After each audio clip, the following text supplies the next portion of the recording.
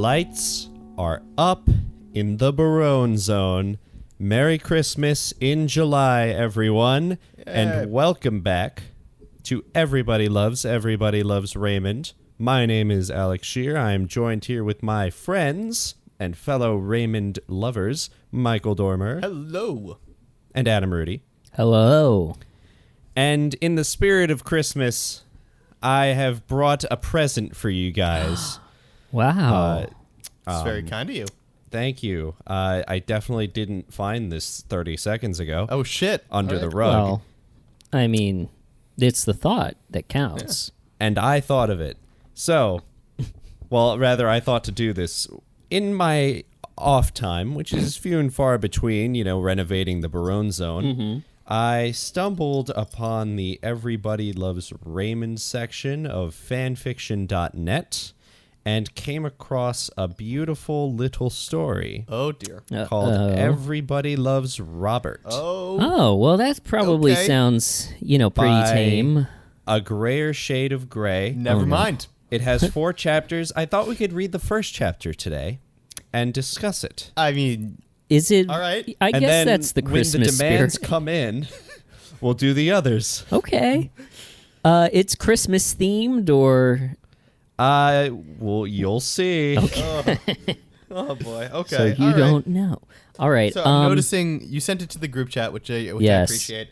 I'm noticing it's like block text. It's not like a script. Do we just like paragraph at a time? Or we could do English class rules where where you read a character. Yeah. Okay, so I think there's Robert, and then there's a woman. There's a mysterious woman, and there's also Ray, I believe. Okay.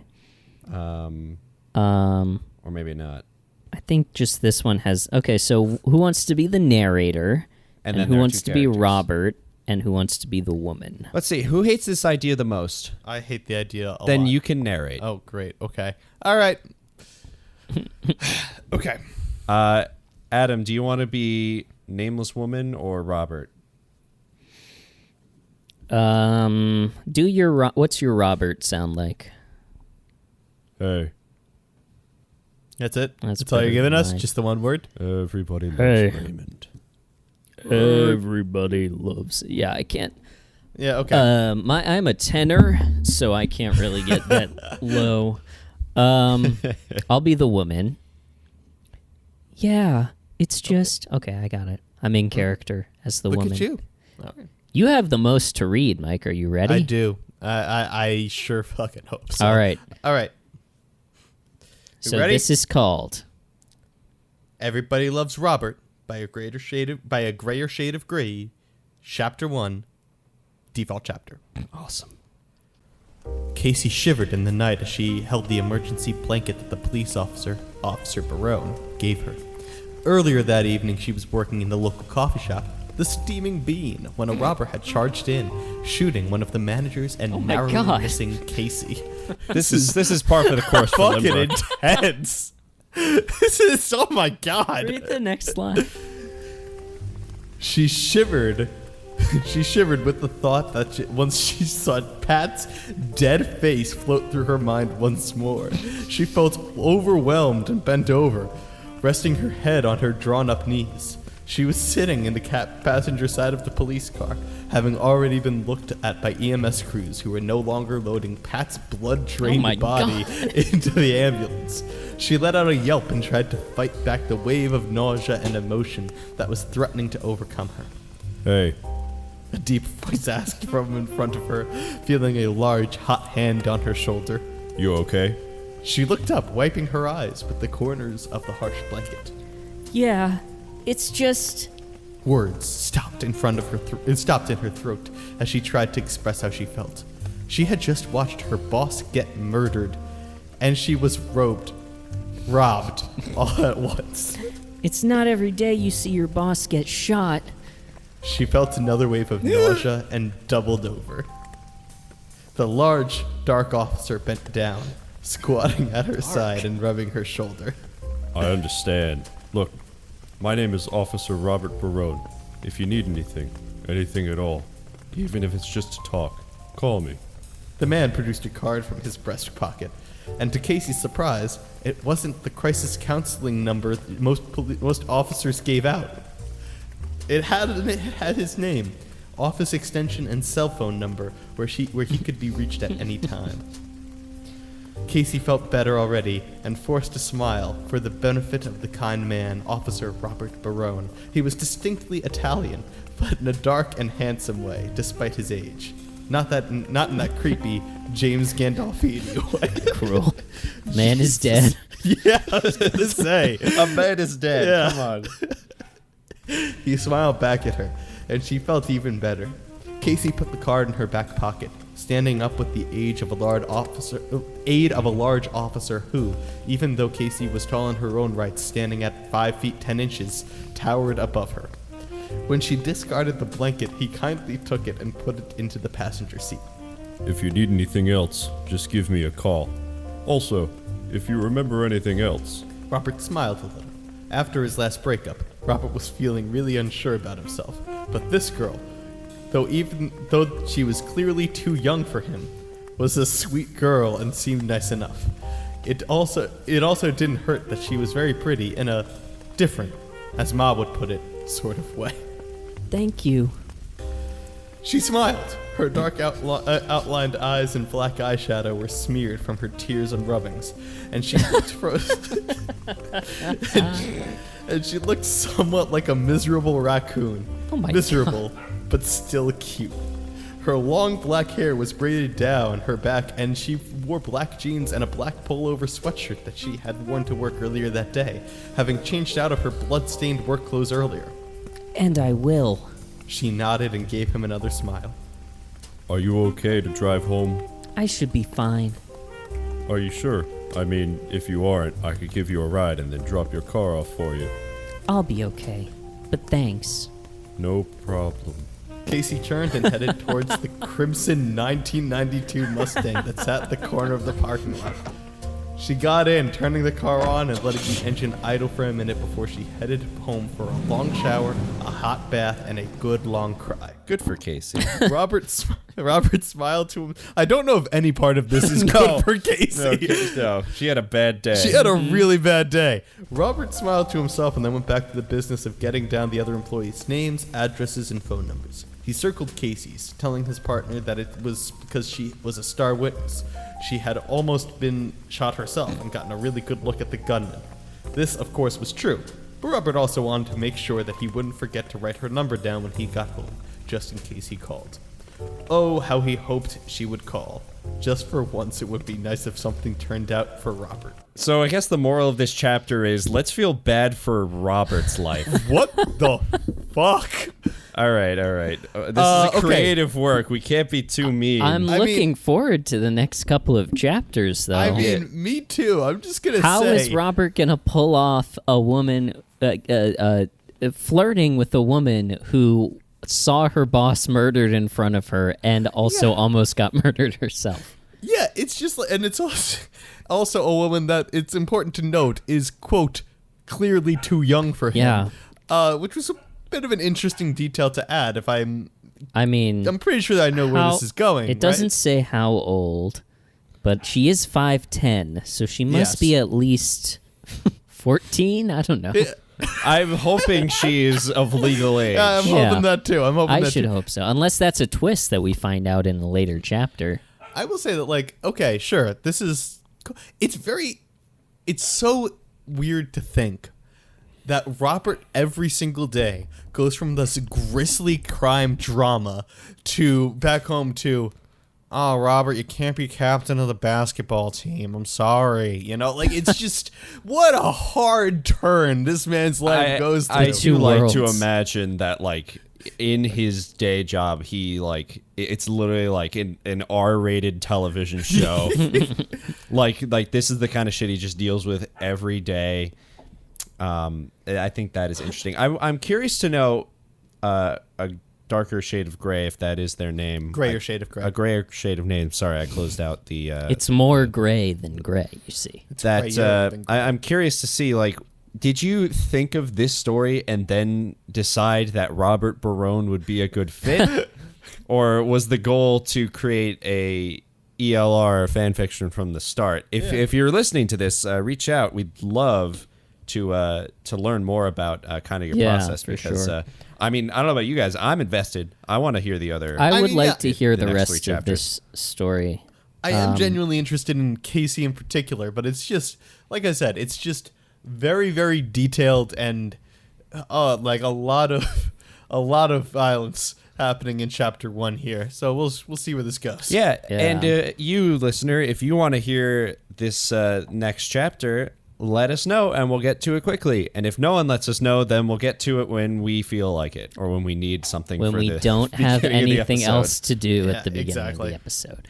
Exactly. So Merry Christmas, everyone. Yeah, what a great way to start the holiday. Now, clearly it's not Christmas, it's July, but here in the Barone Zone, we have put up the lights, we have put up our car crash of a tree, and we have... I even got Mike on my shoulders so he could put the star on top Right. of it. Yeah, it was great. Well, our star is actually the cardboard cutout of Robert, so it's a good thing that the Barone Zone has such high ceilings, because it really is the height of the tree. Yeah, it really is. Yeah, it's literally, yeah. There's no extra space. It's literally the star is touching the top of the ceiling. So Yeah. I didn't want to say anything, but like, I didn't see any other presents under that tree, guys. Well, I don't know if Christmas in July, I think that's more of like a state of mind than like Yeah. exchanging gifts. It's a vibe. It's a vibe. It's just like, Yeah. hey, let's put up the decorations, but we're not going to like go caroling or anything. Yeah, no, of course. Hang on, just one second. I'm just gonna put away some stuff I brought from home. Well, don't worry about it. Okay, Mike. That's a Don't lot worry of about it. tinsel. That's a Don't worry lot about of it. tinsel. Mike, can we that's go just into my the luggage. Mike and I are going to go into the butler's pantry for a second, and Okay. All so right. just you. Door why shut, don't you put the hats on the cardboard cutouts, the Santa hats? Okay, I'll do that. All right. See you guys later. Okay. Bye. Okay. See ya. I'm going. All right. Bye. Shit. Did you get him anything for Christmas in July? Like that? Absolutely not. I didn't think. Who gets people things for July? I don't know. I barely get him things for Christmas. Well, I just feel bad because, clearly he had these expectations and we're letting him down. I feel a lot Yeah. like, Ray or Marie or Frank or Deborah or anyone in relation to Robert, Yeah. constantly letting him down and making him feel bad about himself. And Yeah, but what can we get him? It's like it's. Well- I let's open the butler pantry cupboards here. And what do we got? okay, so we've got some flour. I don't think that's Nice. going to do anything, but mustard. I don't know. mustard. Maybe we could give him some mustard and flour and you can mix them together. That's better than nothing. Well, I like okay, that. wait. This drawer, this is like the complete first season of Everybody Loves Raymond on DVD. Do you Yeah, think I he don't would know. like that? No, why would he like that? That's, Oh, all right, that's a good point. that's yeah, come on. Well, we do have. We could give Is that him Frasier? your signed Frasier, signed by Kelsey Yeah, Grammer. my signed Frasier DVD. I forgot that I had that. Listen, I like Frasier a lot. I'm gonna be honest with you. Like, I like Frasier. I know you like him, and you like him. You don't like the show as much as you like the character of Frasier in like a romantic way. Exactly. And I do appreciate that it has, he signed it Frasier. He didn't sign it. Yeah, his you made actor's him name. sign it He Frasier. signed it Frasier. Yeah, exactly. This is a one of a kind. I think he'll. What if we gave him this and the mustard? You think that would be enough? You think we should give him this signed season 1 of Frasier, signed by Kelsey Grammer in character as Frasier, and also mustard? Yeah. Okay. It's a You know big what? gift. I was going to say, we have all of our... Because when Billy came through, he left behind, like, the original sheet music to Piano Man, and, he left behind, like, a whole piano. Yeah, but his car just didn't exhaust, like, fumes or anything like that. It just exhausted. yeah, it's more of like a various Billy vacuum Joel from the memorabilia. back seat where he keeps Yeah. all of his shit. Yeah, exactly. Billy Joel is very much a guy who, when he goes around a corner in his car, all of the stuff in the back seat slides and bumps into the door. He's a very filthy man. But no, we don't have to give him any of that memorabilia. We can just give him the Frasier and the mustard. I think that's better. By the way, do you think we should get a butler for the butler pantry? Or do you think it's... No. This is the butler's pantry, specifically for when we are feeling that we need a buttle or... Right, when we buttle each other. When we buttle each other, we need a quarter for that, yeah. Right. Yeah. Okay. All right, let's go give this... What, should we wrap it? I mean, there's only paper towels back here. Let's... I got it. Okay. I'll roll it in the paper towels. All right, there you go. Dang. I love Viva paper Viva? towels. Yeah.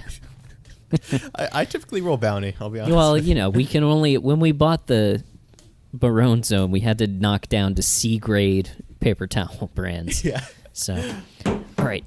Hey, Alex. Hey, guys. Remember when we just said that we didn't get you any presents for Christmas in July?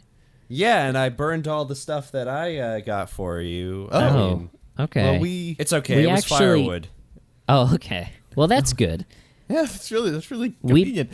One of the 3 fireplaces in the Barone Zone, we should have a fire in one of them, right? Yeah. Yeah, that's what I was thinking. Well, I will say that, so we told you that we didn't because we wanted it to be a bigger surprise. Oh, no way. But we did get you something. Yeah. Wow, really. no, you didn't have to do that. No, guy. Oh, give me. We didn't have to. Oh, okay. thank you. Thank you, guys. Let's open this. Oh, that. Yeah. Whoa. It's really ripping in that paper towel. Yeah. Wow, Frasier. Yeah. And it's signed. Yeah. Did you guys sign this? No, that as was a him. segue? No, that was him. That was Frasier. He signed was it real himself. Frasier. This is actually Frasier's signature. That's a real Frasier signature. Well, thank you. I know exactly what to do with Notice this. how You guys- Notice how the Y's in Frasier and the Y's in Alex are the same. yeah. Yeah. Oh, you got me there. I will always remember this as the day that you guys gave me a Frasier DVD that But- was signed. You're ignoring the mustard. But As- yeah, open it up, I'm gonna- Alex. I'm Open gonna up get to the well, DVD case. Okay. Oh, it seems to be filled with some kind of liquid. Not Nah, it's some just kind of any liquid. Is this? Is that mustard and flour mixed together? Yep, You know that's it. You right. guys. Merry Yeah. Christmas. It's my Merry favorite Christmas. energy drink, apparently. I'm gonna pour this into my water, and you know what I'm gonna do with this this DVD case? What? You know how our table's been wobbling these last 11 weeks? Mm-hmm. I'm gonna slide this under this leg right here, Yeah, it's All right. and now it's perfect. it's your gift. You Yep, can you do with it want. what you Thanks, will. guys. All right. Don't worry, Mike. We Merry can take Christmas. it out later. Fucking hell, you didn't. All right. Okay. Well, Oh, Christmas tree. oh, Christmas tree. Everybody loves Raymond. Raymond. Speaking of Everybody Loves Raymond, Oh yeah, we're this is a gathered here Raymond today show. not to talk. Sure, Oh, I'm yeah, happy by that we the had way. our Christmas exchange, but we're also here to break down season 1, episode 12 of Everybody Loves Raymond, The Ball. The Ball. It is it's not the New Year's episode. This is our first Christmas episode of Everybody Loves Raymond, and there is so much to talk about. There is a lot to What talk do you about. guys say we crack open this? What do you guys say we pop this old walnut of an episode into the nutcracker?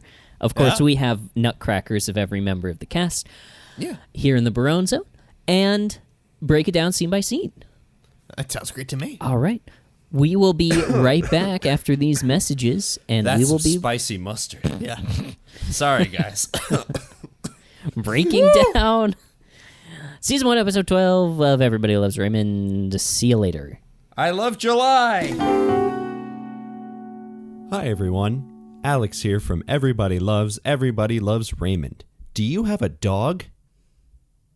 Give your dog exactly what they want with BarkBox. BarkBox is a totally customized box of more than $40 worth of themed toys and treats delivered to your door each month. Over 2 million dogs have enjoyed BarkBox's unique curated collections of innovative toys, all-natural treats, and chews inspired by Stranger Things, Star Wars, Spider-Man, and so much more. Your dog, if you have one, will love it. If you don't have a dog, buy one.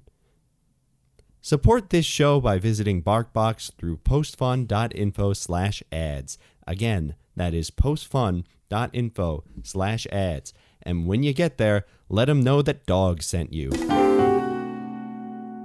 Welcome back to Everybody Loves Raymond. We're talking about Season 1, Episode 12. It is The Ball, and it is our big old Christmas episode. Sure is. Overall impressions of The Ball.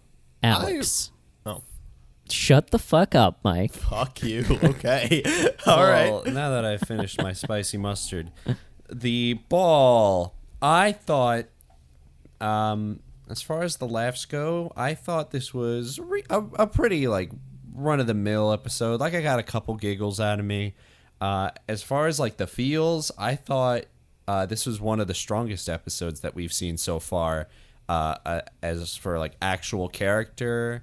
And I think Ray made some very big strides with his fear of confrontation this episode. I'm excited to talk about it, and I think it was a very... it's one that I'm going to remember, and it's one that makes me wish that there was continuity on this show. Mike. I feel similarly. I thought it was a very, very well done episode. I related to Ray very, very...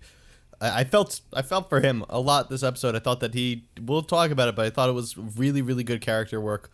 We had a lot of really nice moments between characters. Yeah, thought it was a great bit.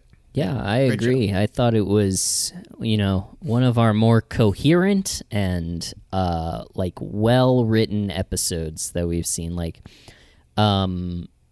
doing a multicam sitcom like this is sort of like the same setup as a play and the same sort of atmosphere as a play. I feel like they really, like, this felt like a real play to me. Like, the structure of it, the performances, like the highs and lows of comedy and drama were there for me. I just thought this was one of, if not maybe, I don't want to say it's our best episode so far, but it's up there for sure. It's in the top 50%. Let's talk about it first. Yeah, Absolutely let's top 50. Let's top 50. Top 50 episodes. The top 50 that we've seen. Yeah, top 50. So far, episodes our that top we've seen, 50 is a pretty. I mean, we've got a lot of open slots, but nothing has. We sure do. I don't think anything has not made the top 50 yet. Not yet. Not yet. So let's talk about it. This is, of course, our big Christmas episode and our establishing shot of the house. And we see it a couple different times. The house has snow on it, but I don't believe it's real snow, and I don't believe it looks good. Hot takes on that? I'm going to be honest, I didn't think too much about the establishing shot here. Well, yeah. For me, I saw it, and in my head I said, Christmas time. And that was it. All right, thank you. All right. Yeah. I just think when shows from this time period are transferred to HD, sometimes you see the Their cover job's not it's not work out as well. the higher resolution doesn't hide the things that standard definition hid, which is a minor quibble, but I thought it was interesting to note how fucking weird it looked. But we go to our cold open, and it is a very cold open because it's snowing, of course. Yeah. Ray and Deborah are in the bed. Deborah's sleeping, and Ray is trying to watch TV. Oh, and he's wearing a yeah. Hofstra shirt, He is wearing right. a Hofstra shirt. That's which right. is a real college, very Local. close to Limbrook. Local. Yes. Yeah, very. So good It's on you. Close set to Limbrook, designers. but it's not as close as Limbrook University, who are funding our barometer report, Yeah. which is also real.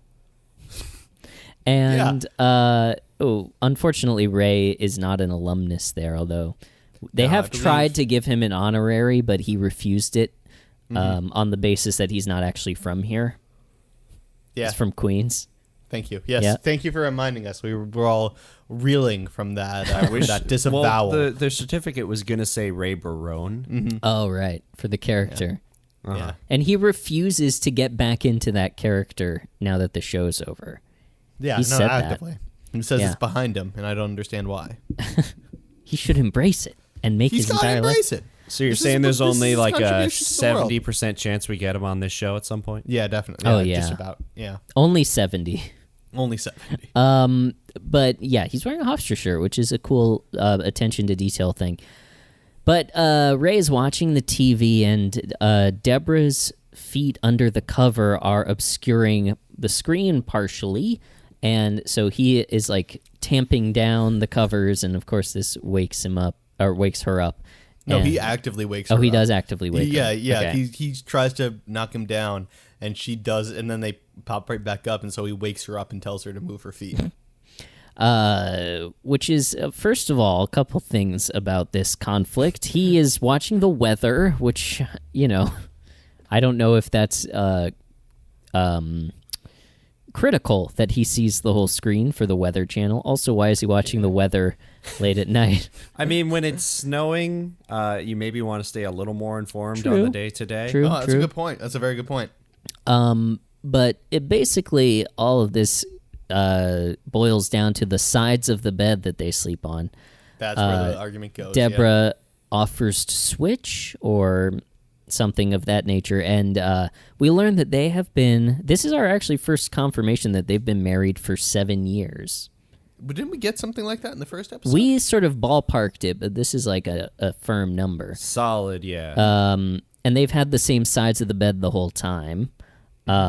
He just complains. He's just like, I hate this side of the bed. And Deborah's Yeah. like, oh, maybe we should switch. And he's like, if we switch, I'll never fall asleep again. And that's kind of the Well, entire thing. I want to point out after this, Deborah says, oh, well, then maybe you could work it out with your next wife, Ray. Yes. And then Raymond says, and I quote loosely, this is not going to be an issue with my next wife because she won't have feet, which I think is our first solid confirmation that Ray Barone is not a foot guy. All right. That's true. We learned something today. He would not marry The someone lack- without feet if he was a foot that's guy. true. The lack thereof implies, yes. I think this was a fine cold open, but also it's one of those things that's maddening. Like, if he would just sit up in the bed, wouldn't he be able to see the screen? Yeah. or move the TV over This to is a the Ray That's possible. problem. Yeah. I believe, is it established that they have like a dresser there, or We do not know. We because don't they see have them the opening dresser on the drawers. other side as well. The fourth wall is there, man. Yeah, we but- can't tell. I mean, it's got to be on something in this scene. So No, I mean, yeah, presumably it's it's being carried something. by the crew guy that is behind the camera. A dude is just holding it up the whole time. I'm just Yeah. saying, if it was a dresser or a TV stand, it's probably wide enough that the thing could be moved, at least to the center, if not to Ray's side. So I think Ray's being kind of a dick He's in being this a scene. whiny brat. yeah, Yeah. absolute dick. Although, I mean, good on him for promising to have a wife who doesn't have feet Is in the that good future. on him? I don't know. Well, this opening certainly does a good job of telling us all it's winter. It is Yes, winter. it is Yes. certainly winter. And then that cold open ends with kind of a whimper. The playset opening Yes, greets us, back of to course, playset. back Whiplash. Speaking Which of J.K. took- Simmons, Took me out of it because That we talked there about was the no last episode. Yeah. a last week week ago, if when you we remember talked that about one. J.K. Simmons and the M&M commercials. Yes, we've had a whole week since then. Is Yeah. it? Yes, it's been a Can you whole not week. tell? Well, you were saying, Mike. I was saying that it took me out of it because there was no snow on the ground in the playset opening. For I was sure. upset. There Yes. was the lack of continuity there. How weird would it be if it was the exact same opening, but there was snow on the ground? They just photoshopped the Yeah, snow it was on the the ground. same Yeah. quality, too, of the establishing shot where it's just sort of dumped on top of it. They should reshoot the playset opening for every episode, don't you think? I 100% agree. So that we He always just- have Ray's different shirts in it. Yeah. He canonically cannot do it in the exact same way every single day. Maybe he's building something different every time. Like Yeah, one, it's he's one- building the ark, or Yeah. I don't know. Or he I'm builds Ray, it, but and he I'm fucks preparing up for in a the different flood. way every time. Yeah. He one time he accidentally builds like the Eiffel Tower or something like I that. could and see it's him building a shed around himself, much in the same way he builds this playset. And then like Deborah comes in off screen and locks it. Yeah. like, yeah, that'd be funny. And then she takes the kids and she leaves. And then that's the Never end of comes their back. relationship. Yeah, we haven't spoken enough about this opening. So And then it yeah. blacks out and says, "Everybody Loves Raymond" has been canceled. But we come out of the playset opening, and we have some serious set design in this scene that we come into. The living room is all decorated for Christmas, and there are boxes and boxes of toys and other things, clothes as well, all around the living room. They're packing up toys for a church toy drive for the children at Christmas. Ray is doing this. Deborah's on the phone. She's talking to Linda and asks her if she has anything she wants to get rid of. And then she says, no, not him, regarding Bernie, of course.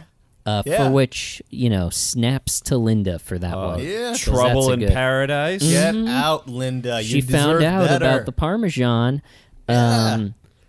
But Or he's just being, maybe he's just not selling jet skis because he Yeah, forgot that's to true. get the domain for jetski.com. Bernie.com. Bernie.com. Jetski.com was most certainly taken.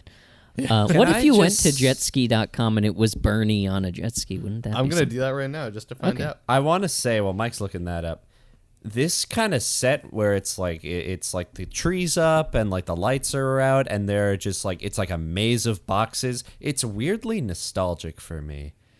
This kind Yeah. of scene. As someone who grew up celebrating Christmas, just memories of being like a kid and just like the towers of boxes going way over my head. My parents not being the most organized people, just kind of putting boxes everywhere in the tree. I don't know. It just made me feel warm and fuzzy inside. Jetski.com is free for purchase. Oh, let's hop on and see how much. We'll Let's get address it. what you just said, Alex. Premium in a domain second. name. It's a premium domain name that is available for purchase from Oxley.com. Ski.com. Minimum US dollars 70,000. Oh my god. Well, I mean, if you're selling jet skis, We can yeah, I get guess so. jetskihq.com for only $1,200. I don't think we need to get either of them. I'll be honest with you. So, Alex, I also agree. I think this is Yes. a very relatable opening. They're doing it not for themselves, not for decorating, though. They're doing a charity drive. yes, They're that part getting- is Well, I just wanted- unrelatable for me. Sadly. Just on the point about nostalgia, I think you're right. Like shows of this period when they do their big holiday episode, and then also like, this is the same rough time frame as like Home Alone or like some of those like 90s sort of like almost I don't know, like idyllic, like almost like made for nostalgia movies. Right. So like I think there's a very specific version of like Christmas time that for people our age is like burned in through pop culture. Yeah, I definitely I'm feel with you. that for this episode. Now, Mike, Yes. what were you about to say? Oh, I was going to say that I agree. This is very, very, it's nostalgic, all that. But they're also organizing this stuff for a charity drive, which is awesome. Did they say what specific charity they're They doing? said it it's for? a church drive. Yeah. Oh, okay. Cool. So probably Scientology. We can probably guess the or- church. We won't say it. Well, it's confirmed later in the show that their parish is Our Lady of Faith, which is a fictional parish. It's pretty broad Yeah, it's as it's far as not- our ladies go. As Our Ladies go. There are a lot of adjectives you could put after Our Lady. But yeah, it's so this is presumably for Our Lady of Faith, unless there is unless they converted at some point. This Wouldn't is that probably, be quite the reveal if like the Barones were Jewish the whole time? That would be. Yeah. Could you imagine if they just did an episode that was pure Catholic Church advertisement? Like, that would be a lot. But yeah, and we have people donating all kinds of things. We see, we get a great line, I think, from Ray, where Deborah's walking by and says, "Where are the twins? Jeffrey thinks he's in a car." Oh yeah. They're both in boxes. Jeffrey thinks he's in a car. Michael thinks he's in a box. There's no imagination Yeah. on that kid. I thought that was a really That's funny funny. line. yeah, I like that one. Robert comes over as they're packing this stuff up and brings over a box with his weight set in it, which is pretty funny. I love the idea of, because he puts it down and there is a thud. Yeah. And just like, I love this running joke that Robert's just super strong. He resists. He really is the mutant. I just love the An entire weight set, wouldn't that weigh like, 100 pounds? Yeah. It's a lot. More than that. More than that? Yeah.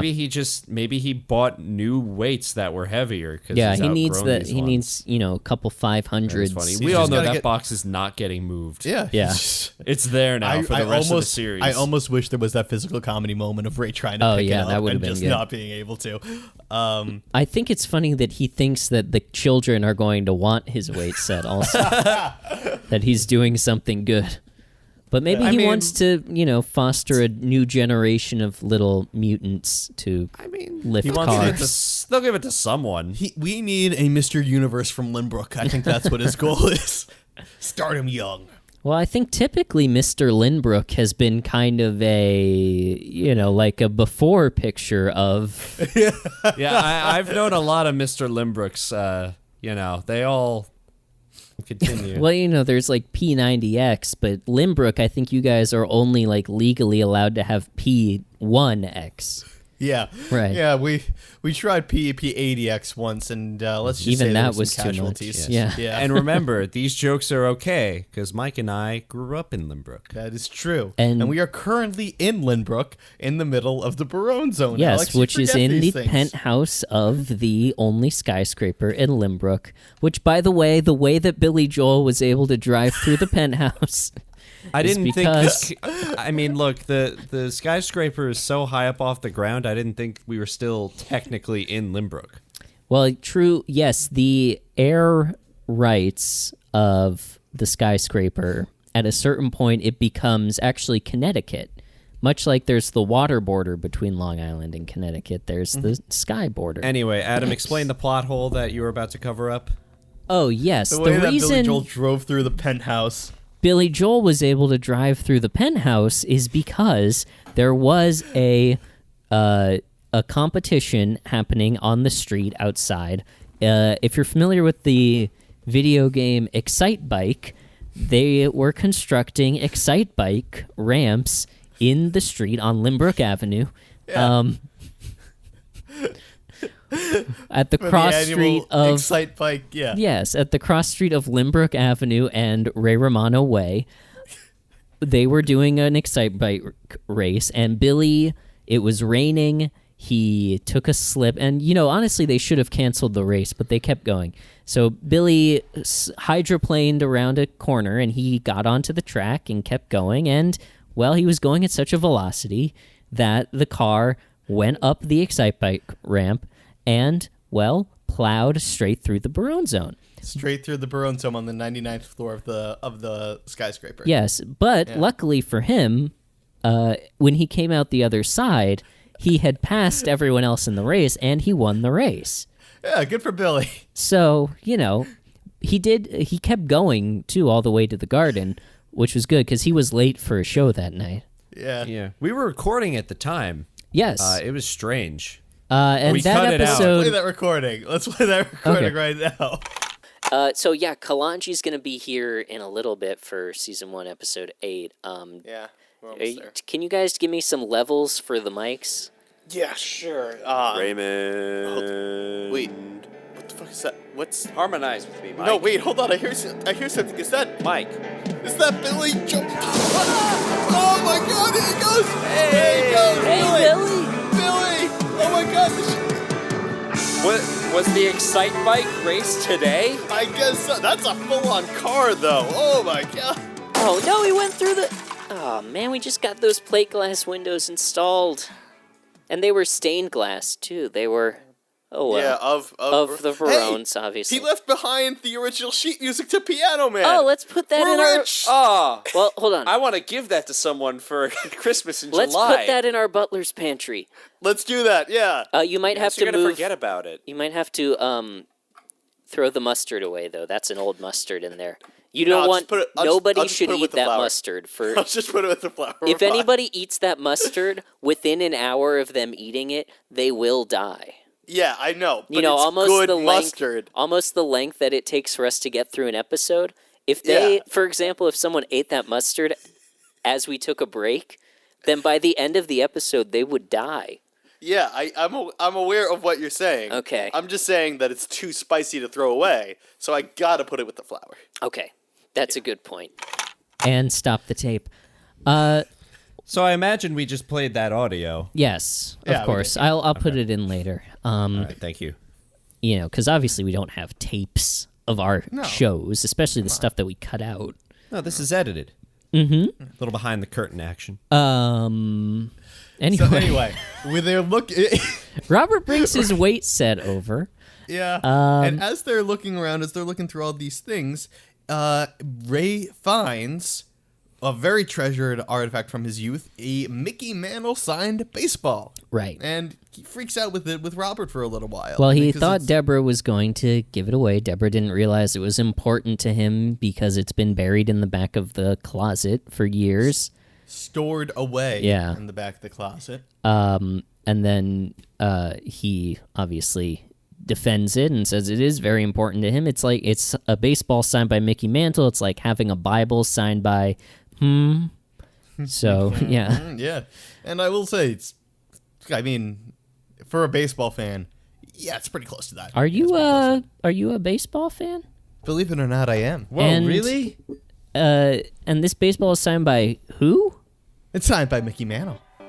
Mickey Mantle, one of the greatest baseball players of all time. It cannot be overstated just how much he meant to the game. Spent his entire career with the New York Yankees. Number 7 has been retired and is, like I said, one of the greats. He ranks with Lou Gehrig, Babe Ruth, Joe DiMaggio as some of the greatest New York baseball players of all time. He played center field. He played center field. He ranked, like I said, all-time batting average, stolen bases, intentional walks. He won 7 World Series with the New York Yankees. And at the time of this show, he was very sadly recently deceased. He died in 1995. He one of the all-time greats. And the fact that Ray has this baseball, first of all, probably worth a lot of money. And second of all, is a huge, huge deal. You would think that, Mike. Yes, I would. But we find out, so the story that Ray tells is that Frank gave it to Ray. Frank got it signed for them, and he, of course, points out that, look, the Y's in Mickey are the same as the Y's in Ray. Yeah. Robert, meanwhile, got a ball signed by Art Shamsky, who, Yes. Do you have anything to tell us Explain about this Art joke to us, Mike. Shamsky? Yes, I should. So, as we know, Ray Barone got a baseball signed by Mickey Mantle, one of the greatest players of all time. Robert Barone got a baseball signed by Art Shamsky, who was okay at best. Art Shamsky... I will say, Art Shamsky was on the 1969 Mets World Series championship, so he means something to New York, but he kind of sucked in that series. He had 6 at-bats and didn't get a single hit. And also, I will say, Robert makes a comment, I wanted his ball because he hit a home run in his first at-bat. Not true. Oh. Not true at all. He did not hit a home run in his first at-bat as a Met, or as, I believe he was a Cincinnati Red beforehand. That is also not true. You think that's what Frank told him? Oh, yeah. Maybe. It seems to me like the way that Frank got them these balls, or at least the way that he tells them he did, was he went to, but he would have to go to 2 games, wouldn't he? Yeah. Because Mickey Mantle was a Yankee. So Frank was going to multiple games without his sons. Probably. It Wow. sounds like Well, it. yeah, that later does in the sound like episode, he Frank. went to like 5. Yeah. Well, we went to 5 Yankee games. And also, I guess now I'm thinking about it, I was going to say Mickey Mantle probably retired by the time that happened, but I think he stopped playing in the 70s, which would have been when Ray was a young kid. That tracks. That actually checks out, yeah. I always associate Mickey Mantle as like one of the legends of eons past, but yeah. Eons. He was playing with the dinosaurs out there, swinging a caveman club. Yeah. It was freaking awesome. Yeah. Okay. So Robert got Art Shamsky, who apparently, according to Mike, sucked. At this He point... didn't suck. He was mediocre. Okay. Hey, listen, he didn't make the real baseball Hall of Fame. He made the Jewish baseball players Hall of Fame. So he wasn't terrible. Which is you know? a smaller, more select group of baseball players Yeah. by necessity, because By necessity. there are not that many Jewish baseball players, if I am accurate on that. Yeah, not a ton. Yeah, he hit I think like 250 for his career, which is not bad, not great, nothing to write home about. All right. Anyway, Andy comes over. Yes. Yeah, he does. Andy yes. comes over. He's got a present in hand for the toy drive and also some mistletoe, which he waves at Ray. And Ray says, "You're all hands." And Andy says, "You used to like that about me," which was funny. And then Ray, Andy says, "What's with all the boxes?" And Ray does a little bit about him and Deborah breaking up. And Andy gets a nice 1-2 punch with this. Ray finishes his sob story, and Andy's like, "Oh, can I call her?" Which was funny. Yeah, it was. Yeah. But Deborah was comes over, takes the present from him, and she's like, "It's a charity drive for the needy, not the emotionally needy," referring to Andy, which was, they're really establishing in the past 2 episodes, Andy coming in hot. They were like, we're 11 episodes in, time to introduce a friend who's not a monster. Let's bring Andy in. And Andy's not a monster, but he sure is desperate. Yes. He's a good character, I think. I like him. So, yeah. But Andy suggests when he sees the Mickey Mantle ball, he talks about the 60 Minutes thing, piece expose about a lot of these balls that were signed by Mickey Mantle and other like legends of baseball being fake. Robert. That is true, by the way. Robert That smiles. was a huge scandal at the time. Yeah, Robert's very happy about this, and he also saw this and starts to cast doubt on the authenticity of Ray's Mickey Mantle ball. Ray starts to fall apart. In a big way. Takes it to heart, yeah. Yeah. Because he takes this as like this huge... He gives a whole beautiful speech about... You mentioned it earlier about how he was commenting on how the Wise match and about how like the best ball player of all time for a second was thinking about him and how much it meant to him. And how it kind of set him on the path to be a sports writer in the first place. Yeah, he says, true. this guy's the reason I'm a sports writer. But first, before he has that monologue, Robert and Andy go to get pizza. This is what I was talking about in the last episode, that it seems like Robert has kind of co-opted Ray's group of friends, or like joined it anyway, which but Robert says, "Can I borrow that mistletoe? I want to break the ice with a woman in homicide," which is like good for Robert. Yeah. I mean, that's doesn't not a go too great well. way to start a relationship with someone, but Not at all. Yo. But he's trying. How funny would it be if that fan fiction we read earlier had started with like the mistletoe bit? ooh. That would have been perfect. That'd be That's a good different. continuity. Maybe it's not the way that we were or that we would interpret a woman in homicide, meaning a woman in the homicide division. Oh, Yes, but there a you woman go. who was present at a homicide and nearly the Yeah. victim of one. The star witness, as they say. Yeah. Dressed in all black, Yeah. looking like a sad raccoon. Miserable raccoon. Yeah. Long black hair, I believe, as well. Ray, but yeah, Ray gives this monologue, and Deborah says it's very beautiful, especially from the guy whose proposal was, "So how about it?" Yeah. Definitely. I thought that was a fun line. Yeah, that was good. But yeah, Seems like Ray is really passionate about his writing, so long it is as it is about sports. And Yes. Very true. anything else, nah. not so the much. digest, not his proposal, none of the other things in his life. Eulogies. Eulogies, yeah.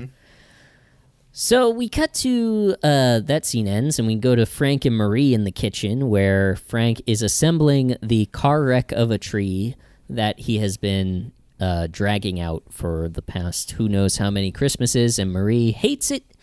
And Frank, well, first Ray comes over, and then Yeah.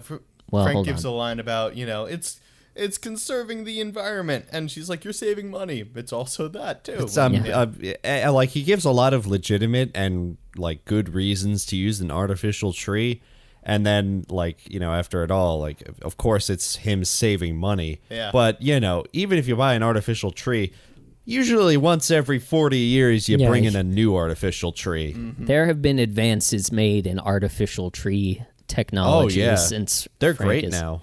Oh, yeah. But Marie is like... she despises it, and Frank says, well, there's not going to be anything for you underneath there. And Marie has a nice line where she's like, yeah, like I need another totes umbrella, which is funny because that is a cheap brand of umbrella, which I thought was a nice specific. But Ray enters with a tub. Marie had donated some of Frank's clothes to the drive, and Ray is returning the tub. Frank is not happy about his gray sweater being... No, he's not. I don't know if it was ever... he seems to be of sentimental value. Or he's just giving Marie shit, which is also possible. He doesn't like change of any kind. He says something to the effect of, I don't want some wild-eyed weirdo wearing my clothes. And Marie has another nice line where she's like, welcome to my life, or something like that. And then the audience applauds. The audience goes loves nuts. when Marie snaps back at Frank. Yeah. When she lands a punch, they go wild. Yeah. And, for good reason. I think they gave Marie some good lines in this episode. But Ray shows Frank. Marie leaves after saying that. Ray shows Frank the ball and tells him that Robert has cast some doubts on it being authentic, or essentially implies that there's some doubt about it being authentic. And Frank just comes right out with it and says, yeah, he faked it. And Ray's like... Well, he said it was a fake. He plays coy a bit and then admits it. Yeah. He doesn't confirm that he's the one who signed it yet. Right. Yeah, but he says it's a fake, yeah. And Ray is like, it's not real. And Frank's like, it's a real ball, which is funny. And then Ray kind of leaves abruptly. Like, this scene ends really quickly where Ray's upset by this and just walks out. And then He's really upset by it, which I'll be honest, I understand why he would be that way, because I'll say this. If you had a Mickey Mantle signed baseball or any star signed baseball, you were the king of the crop in young school. And it probably, so first of all, it meant a lot to him because Mickey Mantle meant so much to him, but also, like, this was probably something they showed off to his friends, something that he was very proud of, something that clearly he took out and looked at and analyzed a lot. He, in the previous scene, gave a whole speech about the importance of this ball. And then, just kind of had it all ripped away. And Frank does actually confirm what you said, Mike, where, I remember you used to go around town to show this to all your little buddies. Yeah. I think this episode does a really good job of setting up the emotional stakes with Ray and this ball, which I don't think the show has done a lot of previously. No. If the emotional backstory of things are explained, they're explained very briefly. But this, we see, like, Ray has a really deep relationship with this ball, and it's very important to him. But we cut to Ray and Deborah in the kitchen later, and Ray is obviously truly, like, destabilized with this news. And Deb tries to play it down a little bit and says that everybody lies to their kids, including Ray.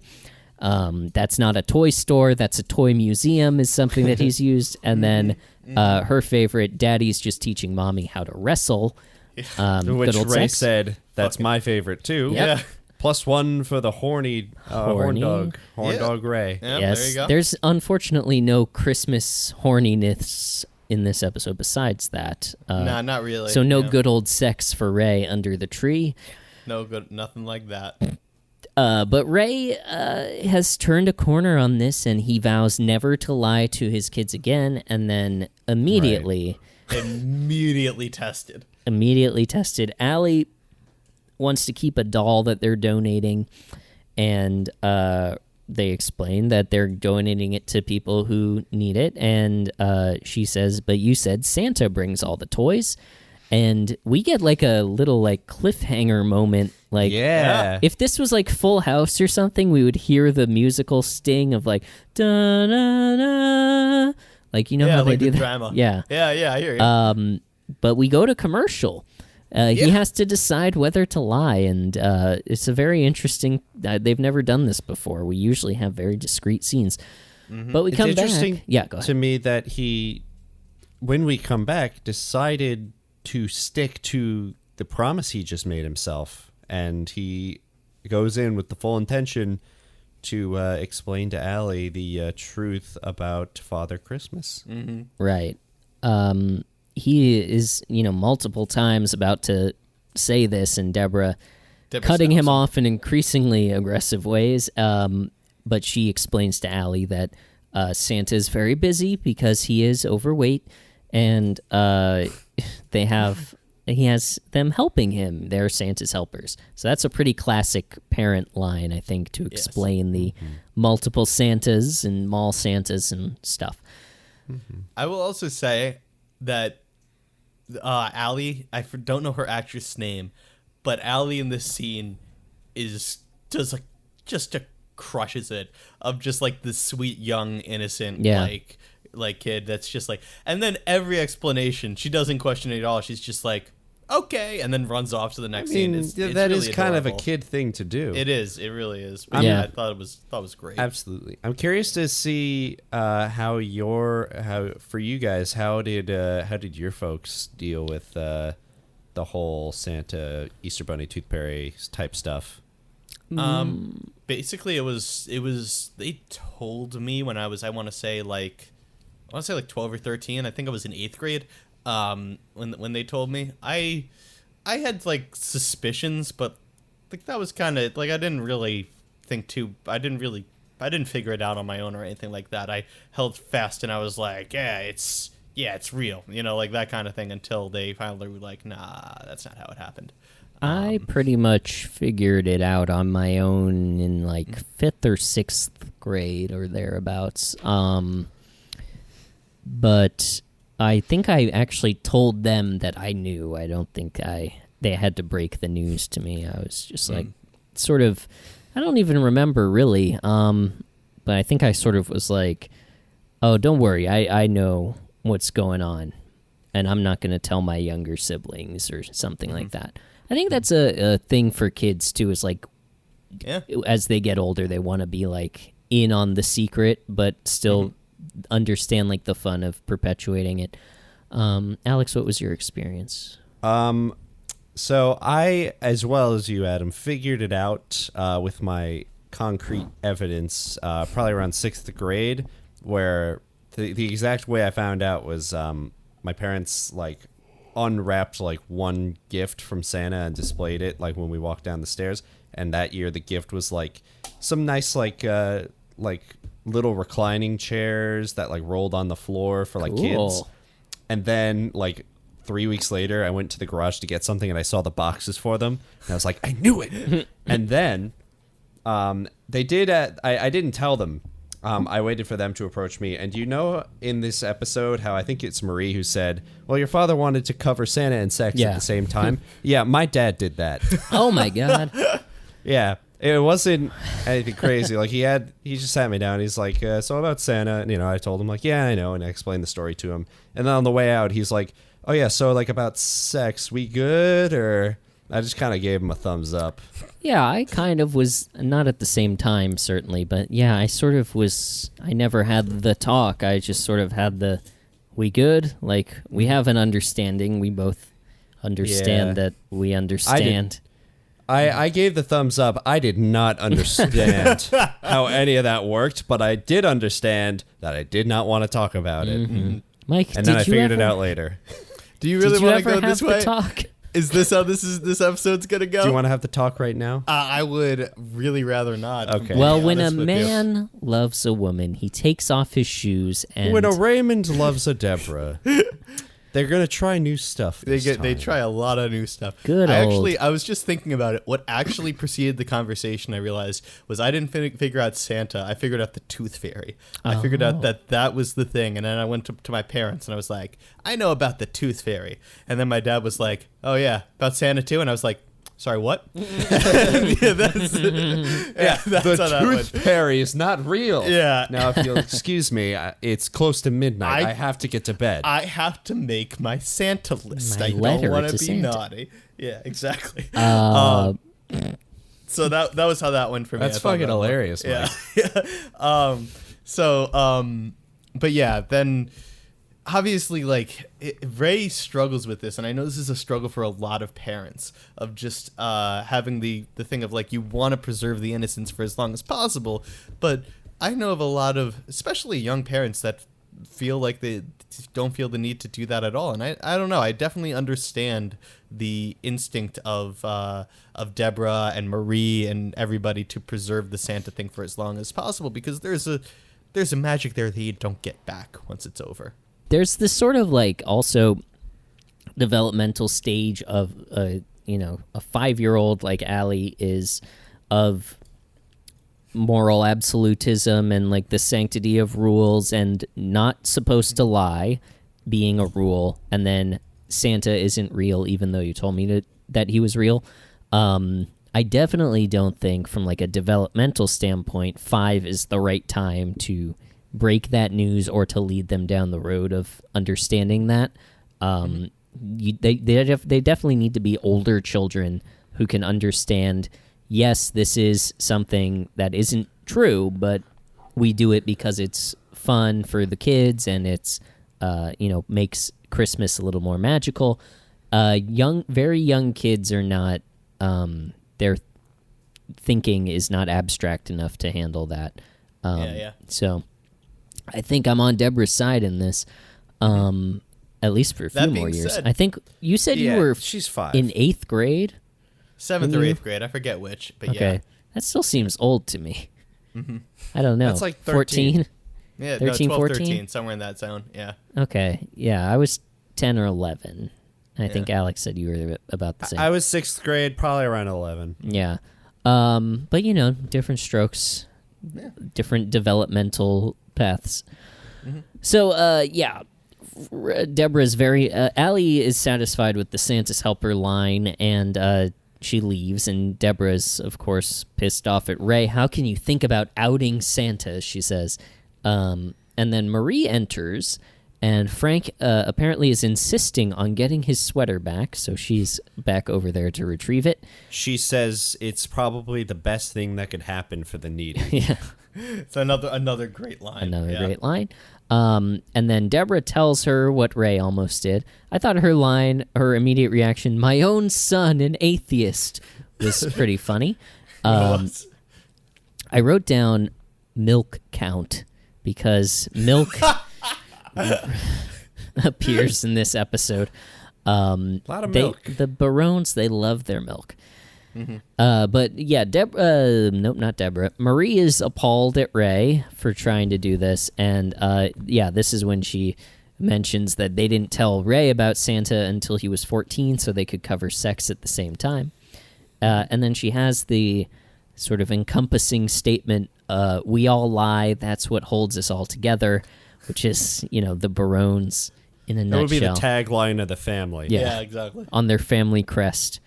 So that's that scene, and then Ray and Deborah, and this all moves very fluidly. Like, we don't get a lot of the cuts to the establishing shots and little piano riffs.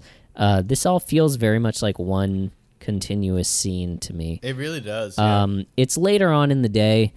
Ray and Deborah are in the living room, and Ray brings up Eric Butterman, who was the guy that Deborah was dating before him, and then he is, in as part of his whole reconsidering his life and doubts, Deborah had previously said that if Eric Butterman breaking up with her was a good thing because she met Ray, and now he's wondering if he hadn't broken up with her, would things be better for her?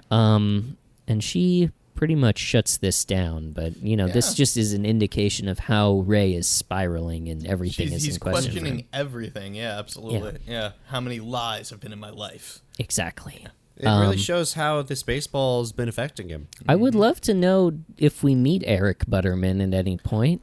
Ooh. Doesn't ring a bell. It'd be interesting. Yeah. I'm gonna look it up. Yeah. I don't know how you would look that. I guess Everybody Loves Raymond. Google, Who is Eric Everybody Loves Butterman? Raymond. Eric Butterman. Yeah. But that conversation is cut short because Robert enters, and he is fully decked out in Santa gear. He has a very funny line where he says, "I understand there are doubts about me in this house." His commitment to the character is very strong. There's a lot of good Robert lines in this scene. He never appears. Oh, okay. Butterman's only mention is in this episode, episode alone. Butterman consigned to the Leo pile. Rest 2 down. in peace, Eric. But yeah, so Allie comes into the living room with Robert there in his Santa gear, and he plays the part very well. He does. I think this whole sequence is so adorable because, sure, they spat with each other all the time, but the amount of commitment that everyone in the family has towards Allie, I think, is just, it's so cute. It's super Yeah. cute. And I think we also get the best line of the episode where Ray tries to interrupt and Robert goes, "I'm with a client." Yeah, exactly. Yeah. I thought it was good. But then Robert's performance as Santa is interrupted by Frank entering as Santa also, and he has the very funny "ho ho holy crap" when he sees Robert, and they get into it over who is Santa.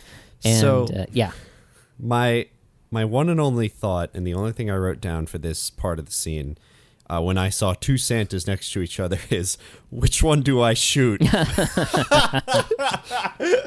Which is probably one of my favorite stupid jokes. That it's always funny to me. I do think Robert's a more believable Santa. Yeah, Yeah. because Frank's beard kept drooping. Yeah, Yeah. it wasn't fitted properly. and he couldn't name all the reindeer.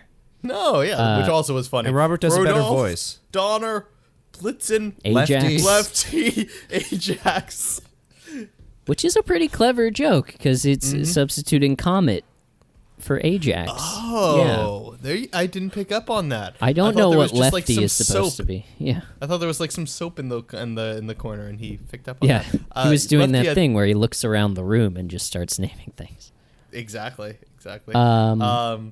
I also love the idea that there's just two at minimum very realistic Santa Yeah. suits somewhere in the Barone's In the house. attic. Yeah. So they sort of go back and forth over the reindeer thing a little bit, and Allie realizes that they are Robert and Frank. I thought Robert's line about "No, I've assumed a life form that you're familiar with" was so weird and funny that a very strong Robert line. I almost wonder if that was like a sci-fi line of like a movie of something. I but wonder, did not if pick up that's on it, pulled if from it was. something. I don't know. I mean, it seems like one of the cliche things when they don't want to do like alien CGI. It's like, I've assumed a form that your mortal being can apprehend. Yeah. Comprehend, yes. Comprehend. And Ray says you're supposed to be Santa, not a Klingon. I don't know if that's maybe one of Klingon the is Star Trek. 50. Well, I know it's from Star Trek. I wonder if one of the 50 Star Trek podcasts that we abut on the iTunes charts, Apple Podcasts charts, can correct us. But I don't think that's something that Klingons do. They don't shapeshift. You're right. Wonder if any Star Trek podcast has mentioned this joke. Oh, I Almost should hope certainly so. I wonder if there's one out There's there some that pretty just thorough ones, traces Mike. down every reference. reference to Star Trek. I mean, there certainly are enough of them. Oh, There are so absolutely. many. There are a couple things that there's a million Doctor Who podcasts. There's a million Star Trek podcasts. There is only one Everybody Loves Raymond podcast. And you're you're listening listening to to it. it. So you're Exactly. stuck with us Aren't you lucky? until death do us part. It But shouldn't be for quite a while. well, we'll see. Yeah, we will. Ray and Frank go back across the street after this scene. Frank is in a state of undress from his Santa costume, but Ray confronts him about being Santa and reinforcing this, and but really it's about the ball.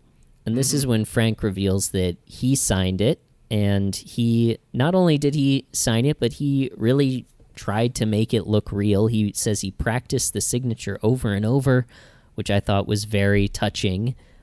He went to 5 games, tried to track down Mickey Mantle at the end of each one, but he wasn't there. Yeah, it was a really nice speech. Also makes me curious as to if he did the same thing with Art Shamsky. If Art Shamsky would be I just feel as like hard Art to track down. Shamsky was waiting out there for people to come to him. I feel like Frank didn't try. I feel like on Christmas Day, he had the Mickey Mantle one for Ray, and he said, "Oh crap, Robert." Yeah. Yeah. That's also very, very possible. And then Art Shamsky was just walking down the street, and Yeah. It'd be funny if the Art Shamsky one was legit and it Yeah. sold for like $12. Yeah. Exactly. But after Frank finishes his speech, Ray says that he wants to keep it because now it's meaningful to him. And their exchange here gets an applause break. Well deserved. I thought it was a well acted scene from both of them. I thought even so Ray well did done. a good job of. Yeah, it was touching. It hit the Christmas feels. I gotta give it credit. They Yeah. did the thing. It was Ray, I think, for one, like, it doesn't happen a lot. Ray actively telling like another family member like what's wrong and what he's feeling without being like pressured over and over again to finally spill it. Like, he wanted to tell his dad, that he was hurt. Mm-hmm. And the problem was resolved because of communication. How about that? Yeah, look at that. look at Isn't that. that something? But yeah, so they get the applause break, and then Frank says, "You love it, even though it's fake." And Ray's like, "Yeah." And then Frank has a very funny line, "Well, then you're going to love the Rolex I got you." And he gives him a hug, and then the scene is over. Mm-hmm. And we go to our hot close, the opposite of cold open. This is our first time seeing Allie's room, which is very large, I will say. It is a massive, very bed nice for a room. 5-year-old Yeah. too. Oh my god. Yeah. But Santa Ray sneaks into the room and he's both trying to sneak but also wake Allie up so that she can see him. And Kicks the bed. Yeah. yeah, and he has a very nice little moment with her there, and I want to point out that we get like close-ups. This scene is shot very differently from a lot of the show, which I think is meant to convey sort of the emotional meaningfulness of it. But he basically says thanks for the support, and sort of reinforces Allie's belief in Santa and lets her maintain that innocence. I thought it was a very sweet scene. And And then we get some great physical comedy. On the way he out. smashes his foot on the way out and falls down. Smashes his foot. He smashes some of Allie's toys. Yeah. He destroys the painting on the wall on the way out. I thought it was such a funny way to close it. I lost my mind at that scene. I think that was the only. I wasn't like really entertained during this episode, but that was the only time that made me laugh out loud. Yeah, that no, was it was really very good. funny. Yeah. All in all, I mean, a really great episode, if you ask Yeah. me. Absolutely one of the great. strongest we've seen so far. They did a really good job of going from like these dramatic things to then coming back out into a big laugh, especially in these last 2 scenes. But that's the end of the episode, and there's only one last thing to really do, and it is, of course, rate rail on a scale on a scale of 1 to 10. Rail Ray. That's the cum counter. We don't rail Raymond here. No, we don't. We're two. Rate Ray on a scale of 1 to 10. The barometer is here, and it is 10, of course, being the great dads of sitcom history, Uncle Phil, Danny Tanner. 1 being men who actively harm their families, Walter White and Don Draper. For me, I would like to go first today. Please do. You do. You haven't gone first in a very long time. So Ray. Yeah, yes. does a very good job in this episode, in my opinion. I think his emotional arc is very clear to us as the viewer of he is, first of all, he's doing a good thing for the community, so that's great. He's helping with this Christmas drive. But when we sort of follow his emotional journey with the ball, yes, he almost tells his 5-year-old daughter that Santa isn't real, but you understand why he's doing it, because he feels betrayed by his dad. And in the end, he realizes how not only does he reconcile that conflict, but he realizes how important it is to suspend that disbelief for his own kids. I think he's a great dad in this episode for the most part. I think he's a good husband as well. I mean, that doesn't really play in as much, especially not in the cold open, actually, so I might dock him for that a little bit. But I think, of the main two categories for him in this are father and son. I think he is a good son in the way that he makes up with his dad at the end, and he's a good father in the way that he handles Allie. I'm going to give him an 8. All right, that's pretty good. I'm going to say I'll give him a 9. Ooh. I'm going to, because I'll be real. I don't see a lot to dock him for in this episode. I think every single moment of his motivation, from the time that he finds the baseball until the Santa scene at the end, is motivated by his deep desire to be the best dad that he possibly can be. And I hesitate to give him a 10, just because that feels perfect. And of course, I don't think anyone is perfect except for Uncle Phil and Danny Tanner. Of course. Of course, but outside of that, I really don't. I think that he is the best dad that he possibly can be, and that's all I think you can do here. So I think that he's constantly questioning about what the best way to parent is, and he's adjusting based on his own needs. He doesn't. Here's the other thing: he doesn't take the coward's way out at any point.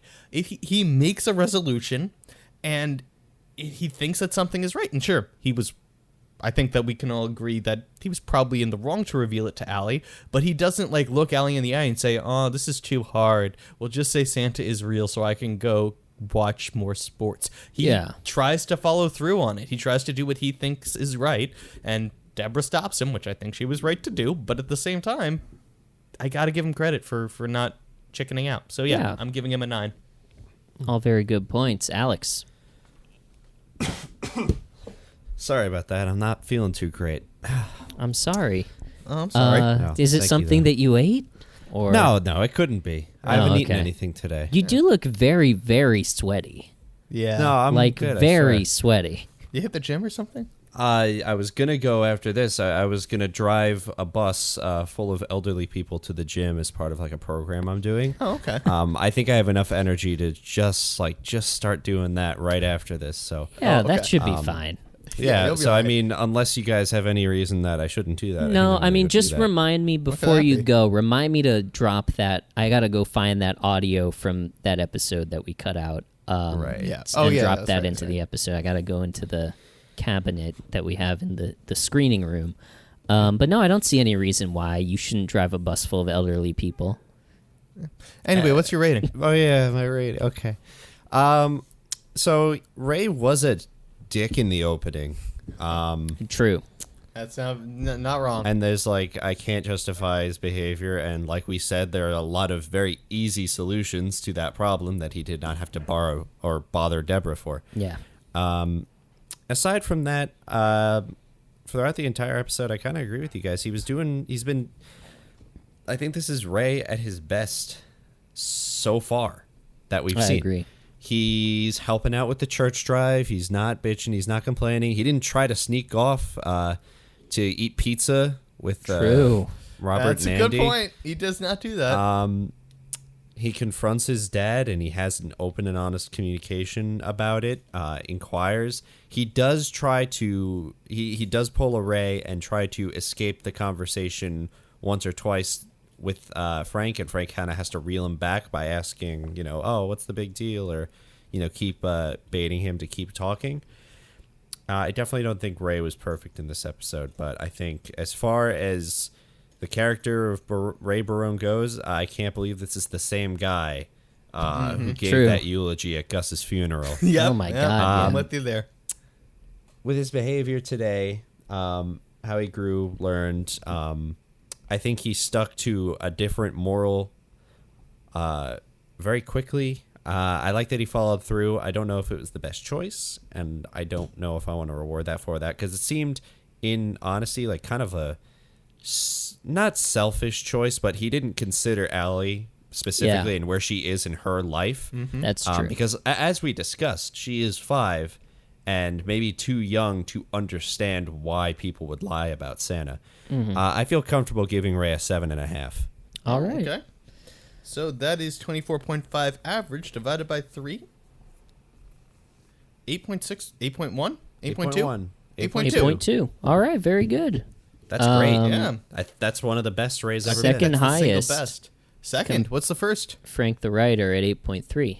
Ah, look at that. Wow. He's Very coming in good. hot. Yeah. Ray is above 5 for the past, 5 or above for the past 4 episodes. He's got some improvement happening. His Look at average just shot up to 5.5, so that. Wow. he is. Holy shit. Yeah, he is in the positives for sure. But yeah, all very great points, and I think we've done a really great job of not only breaking down this Christmas episode, but ringing in Christmas in July in a big way. Please, if you've enjoyed this program, rate and review this show on whatever podcast app you're listening to it on. Visit our sponsors at postfun.info/ads. Follow us on Instagram and Facebook and wherever else you might see us. What are your guys' plans for Christmas in July after we wrap up and lock up the Barone Zone for the night? Well, I was gonna watch Frasier, but instead, I think I'll I think I'll go and I'll go home and probably just try to learn the sheet music from Oh, Piano good. Man. I'm learning piano just to play that. That's I'm great. gonna go home and smash up some Tums and snort it. Yeah, you do not look good. I'm I'll not be feeling honest with you. good, man. Yeah. You look very pale and very clammy. Literally clammy, like you're folded up at the halfway point. Yeah, all over. It's literally half and half. I'll be fine. It's allergies. Okay. Allergies. All right. Okay. Yeah, and as for me, well, I gotta go back and watch another episode of Everybody Loves Raymond. That's it for us, folks. Keep calm and carry Robert. There's only one last thing to say. It's our classic sign-off. Everybody Loves Raymond. and we love you. you. Oh crap. Alex, Alex? you good? Alex? Oh, God. Oh no. Call the ambulance. These looks call again. Wait. Do you hear that? What's Oh my God. Bill? Billy! He's coming back. Billy's Billy! driving the ambulance. Billy! He's coming for the Ah! ambulance. Oh my God. Oh my He's God. at the ramp. Here we He's at go. the ramp. Okay. Alex is going through the other He's side. got a. Oh my God! He went straight Oh. through the other side. It's a Goddamn Christmas these Excite miracle. bikes. Oh. Thanks for listening, everybody. Thank you, everybody. Goodbye.